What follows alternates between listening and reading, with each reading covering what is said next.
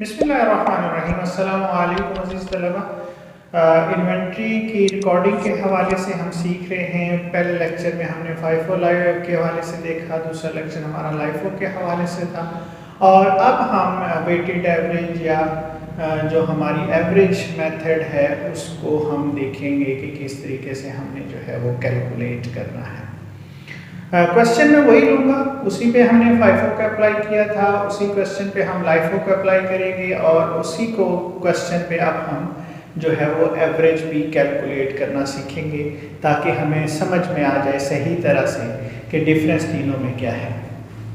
Pro forma हमारा वही है, ऊपर मटेरियल लेजर कार्ड है, लेफ्ट पे आपके रीऑर्डर पॉइंट क्या है, रीऑर्डर क्वांटिटी क्या है, इधर आपका मटेरियल का कोड और डिस्क्रिप्शन है, डेट का कॉलम है, रेफरेंस है, रिसीव्ड में 3 कॉलम है, कितनी क्वांटिटी है, उसकी यूनिट प्राइस, यूनिट कॉस्ट कितनी है, टोटल अमाउंट कितनी है, सेम कॉलम इशू के हैं और सेम कॉलम जो है वो बैलेंस के। परफॉर्मा तीनों का सेम ही है।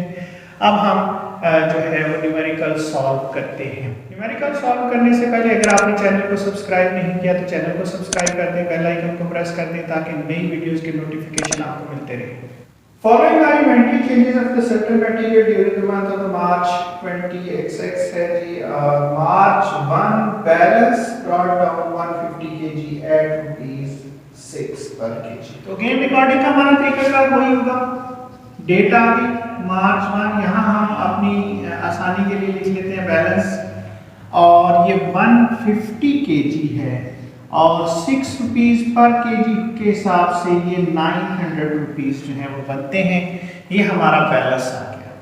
मार्च 3 परचेज 150 kg एट ₹6.10। मार्च 3 को हमने परचेज किए हैं, 150 यूनिट हमने परचेज किए हैं, 6.10 के हिसाब से ये 915 के हो गए। अब लाइफो और फाइफो में ये होता था कि हम हर रेट के यूनिट्स को अलग अलग रिकॉर्ड करते थे। बैलेंस पहले आ जाता था और फिर उसके नीचे जो यूनिट्स हमने खरीदे हैं वो हम रिकॉर्ड कर देते थे। लाइफो में भी ऐसे ही है और फाइफो में भी ऐसे ही है, लेकिन यहाँ आपने यूनिट को सम अप कर लेना है। ये 150 यूनिट्स हमारे पास पहले मौजूद है, 150 और हो गई तो ये टोटल हमारा 300 kg हो गया। इसी तरह जो अमाउंट है उसको भी आपने ऐड कर लेना है। 900 वो है और 915 ये है तो टोटल 1850 हो गया। अब हमने किया क्या है, ये जो हमारे पास पहले से यूनिट मौजूद थे 150, इसमें ये 150 हमने ऐड किया, 150 प्लस 150 ये 300 हो गए। वो 900 और ये 915 आपस में जमा कर लिया हमने, 9 और 9 1815 रुपये ये हमारे पास आ गए। अब यहाँ हमने रेट निकालना है। आपने यहाँ में वर्किंग साथ साथ कर देता हूँ। 1815 रुपये अमाउंट हुई, तकसीम आपने कर देना नंबर ऑफ यूनिट से, तो ये आपकी यूनिट कॉस्ट आ जाएगी 6.05। तो ये आपने यहाँ पर रिकॉर्ड कर लेनी है। तो अब आपने यहाँ यूनिट्स को अलग अलग नहीं लिखना। लाइफो और फाइफो दोनों सूरतों में हर रेट का यूनिट जो है वो अलग अलग रिकॉर्ड किया जाता है।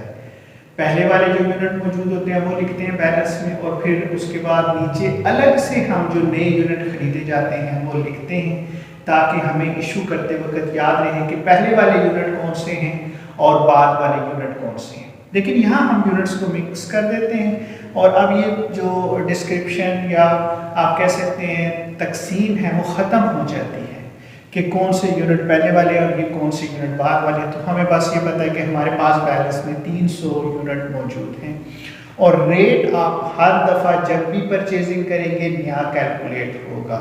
मार्च 8 इशू किए 100 kg। मार्च 8 आ गई, आपने 100 यूनिट इशू किए, रेट आपने अपना लेना है। रेट अब आपके पास बैलेंस में 6 पे 5 पैसे है तो ये 605 रुपये के यूनिट्स बन गए। अब 300 यूनिट्स थे, उसमें से 100 यूनिट आपने इशू कर लिए, बाकी आपके पास 200 यूनिट्स रह गए। रेट वही रहेगा 6 रुपये 5 पैसे है और ये आपके बन जाएंगे 1210 रुपये के। रेट का चेंज जो आएगा वो सिर्फ परचेज की सूरत में या परचेज रिटर्न की सूरत में, इशू की सूरत में रेट पे कोई फर्क नहीं पड़ेगा। मार्च 12 को परचेज किए 100 यूनिट्स, एट रुपीज 6.35। ये आपकी डेट आ गई थी, मार्च 12 आपने परचेज किए हैं, ये आपने इशू किए थे। अब आपने 100 यूनिट खरीदे हैं 6.35 के हिसाब से, ये 635 की। अब परचेज में आपका जो रेट है वो चेंज होगा। 200 यूनिट बैलेंस में आपके पास पहले से मौजूद हैं, 100 यूनिट्स आपने और खरीद ली हैं, तो टोटल यूनिट्स हो गए 300। अमाउंट में आते हैं, 1250 आपके पास पहले यूनिट्स की कीमत पड़ी हुई है टोटल, और 635 जो है ये आपके पास मजीद आगे 12 और 1845 रुपये हो गए। और मैंने आपको बताया था कि जब भी आप यूनिट्स खरीदेंगे या खरीदे हुए यूनिट्स वापस करेंगे तो आपका रेट चेंज होगा। अब यहाँ हमें दोबारा रेट निकालना है, वही तरीकाकार आप इस्तेमाल करेंगे। 1845 टोटल अमाउंट है और यूनिट्स जो हैं अब इसमें भी 300 ही है। ये ज़रूरी नहीं 300, ये कुदरती बात है कि यहाँ पर भी 300 आ रहे हैं और यहाँ पे भी 300 आ गए हैं, ये बाई चांस ऐसा हो गया, वरना जहाँ आपने अपने नंबर ऑफ यूनिट्स होंगे और यहाँ जो यूनिट्स होंगे उससे तकसीम करेंगे। रेट निकालते वक्त जितने यूनिट आपके पास क्वांटिटी में मौजूद हैं उनसे आपने तकसीम करना है, तो ये आपका रेट आ जाएगा 6.15। तो ये रेट आप यहाँ पे रिकॉर्ड कर लेंगे। मार्च 18 है जी, return to supplier 50 kg purchased on March 3। अब मार्च 18 आ गई, मार्च 18 आपने रिटर्न किए हैं, रिटर्न टू सप्लायर रिकॉर्ड आपने यहीं पे करना है। 3 मार्च वाले किए तो रेट भी 3 मार्च वाला लिखा जाएगा, तो ये 305 के हो गए। और रिटर्न को आपने रेड ब्रैकेट लगानी होती है ताकि ये शो हो जाए। अब ये माइनस होंगे बैलेंस में से क्योंकि आपने वापस कर दिए, तो 300 में से 50 यूनिट चले गए, अब आपके रह गए हैं 250 यूनिट्स, और 1845 में से ये 305 चले गए, तो ये आ गए 1540 जो है वो अमाउंट आ गई आपकी। रेट आप यहाँ निकाल लेंगे 1540, और अब आपके पास क्वांटिटी में कितने यूनिट्स हैं, 250 हैं, तो इस 250 से आप डिवाइड करेंगे तो ये रेट 6.16 आ जाएगा, और ये रेट आप यहाँ पे रिकॉर्ड कर लेंगे।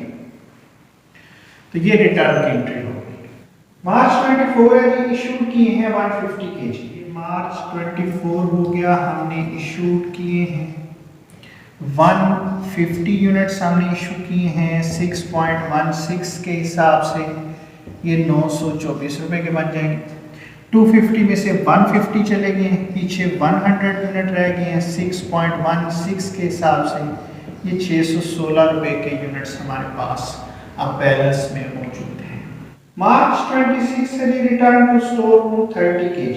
अब जो आपने फैक्ट्री को इशू किए थे वो वापस आपके पास स्टोर में आ गए हैं, तो यहाँ हमारे पास डेट आ गई मार्च 26 है, ये रिटर्न फ्रॉम फैक्ट्री हो गया, हमने फैक्ट्री से यूनिट्स वापस मिले हैं।